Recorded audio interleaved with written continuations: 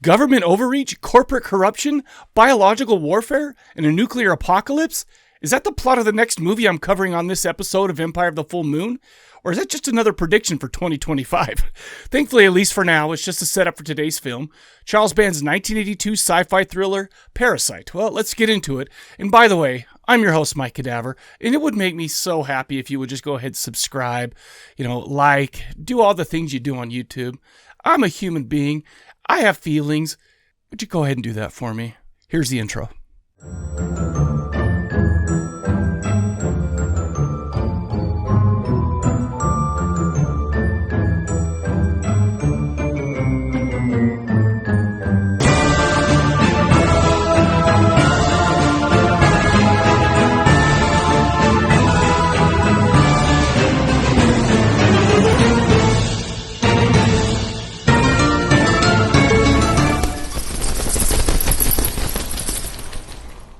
Even though Parasite came out in the spring of 1982, Empire International Pictures wasn't founded until 1983, so technically, this is not an Empire movie, and it's not a full moon feature either.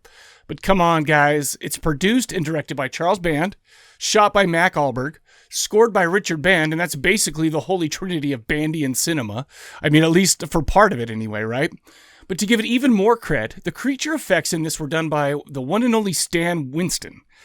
This movie stars Robert Glaudini as Dr. Paul Dean, Demi Moore as Patricia Wells, Luca Bercovici as Rickus. I should have done that in the accent, it would have come out smoother. And James Davidson as Wolf the Merchant. The year is 1992. It's the future. The Earth is now a desolate wasteland caused by a nuclear holocaust. The world is now ruled by a regime known as the Merchants, a dystopian government/corporate hybrid hell-bent on controlling what's left of the population through fear, surveillance, and creepy science experiments. One idea that the Merchants devised to gain control of the populace is creating a parasite that people will fear. They appoint Dr. Paul Dean, not Paula Dean, to develop a parasitic... Wow, what if it was Paula Dean? I wonder what that would have turned out to. Well, anyway, they appoint Dr. Paul Dean to develop a parasitic organism that will be used in population control. Well, once Dr. Dean realizes what he's done, he smuggles 2 parasites out of the Los Angeles lab and hopes to prevent the Merchants from realizing their plan.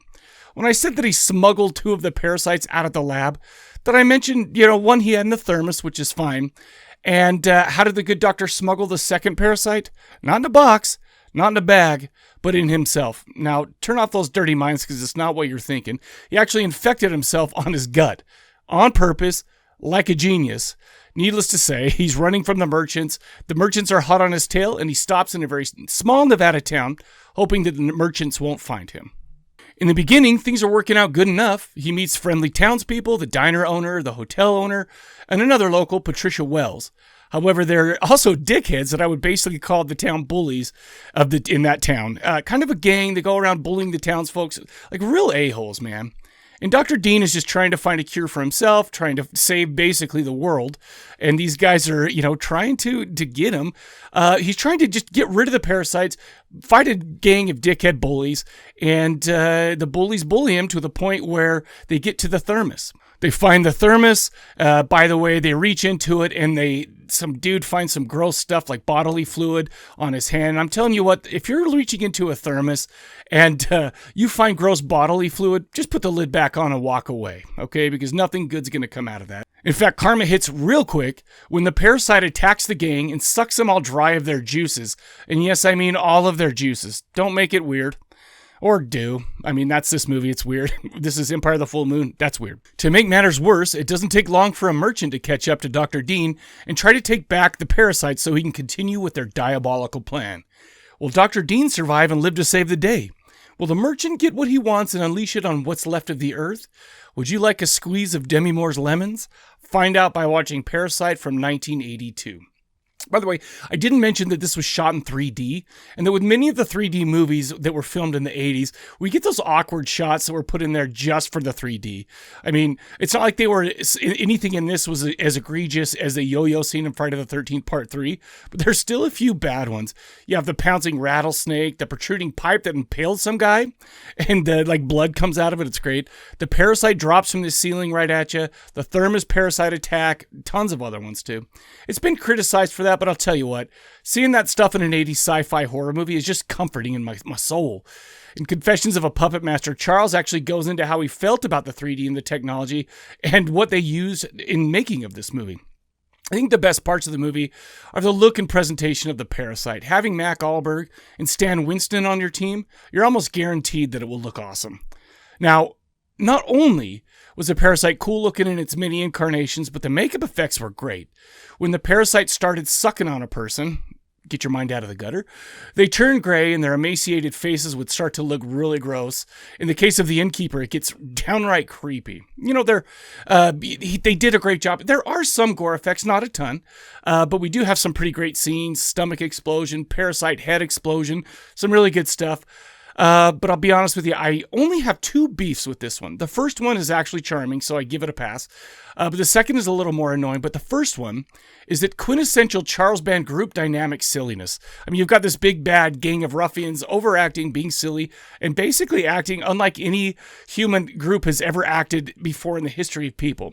We also see this same type of thing in Creepazoids, Sorority Babes in the Slime Bolorama, but I love it so much. It's just like one of those comforting drive-in movie tropes that I fell in love with Joe Bob on the movie channel, USA Up All Night with Rhonda Shear, and shows like that.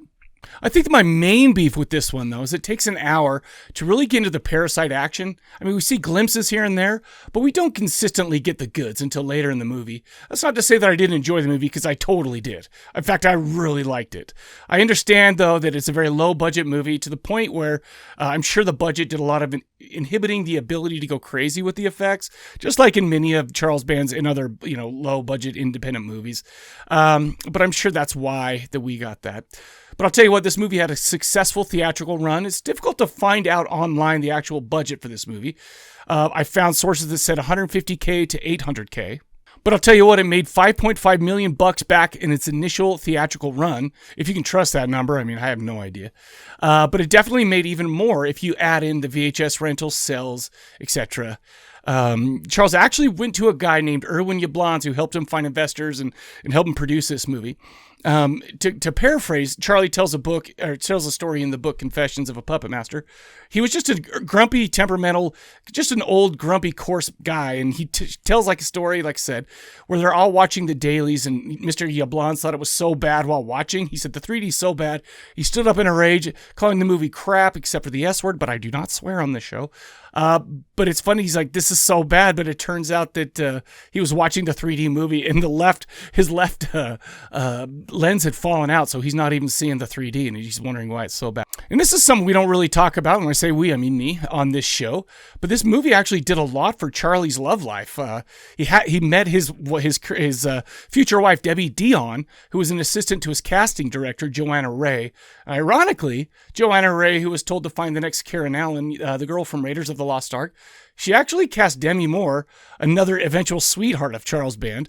But whether or not that lasted long, it was just another instance of Charles finding and working with young, semi-undiscovered talent that would go on to be big stars. I mean, we've talked about Helen Hunt, in the Transfer series, Viggo Mortensen starred in Prison, Julia Louis-Dreyfus, who was in Troll, Mariska Hargitay in The Ghoulies, among others.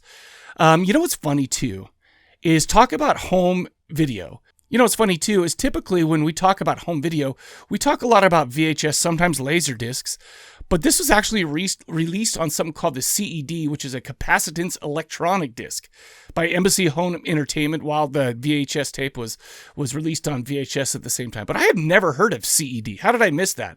It's like a video format that plays like a vinyl record. That's either genius or cursed, maybe both.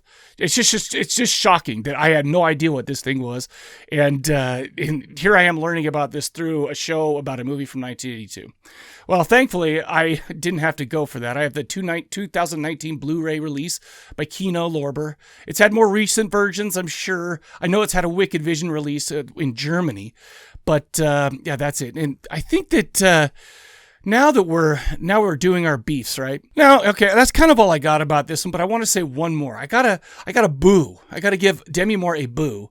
Because when she was on a Late Show, she called this the worst movie she's ever done. And that's a little sad to my heart. Because you know what? She's been in horror movies. She's been in a ton of good stuff. And I really like her. But man, come on. This is great. Well, like I said, that's all I got. Check it out. It's great. It's fun. You can find it streaming. do me a favor, go to, like I said, subscribe to this show, my YouTube channel, all this fun stuff, do all that great, wonderful things that make guys who make videos happy like me. Also visit corpsecollective.com, and there's everything else you need to know there. But for now, I'll catch you guys later.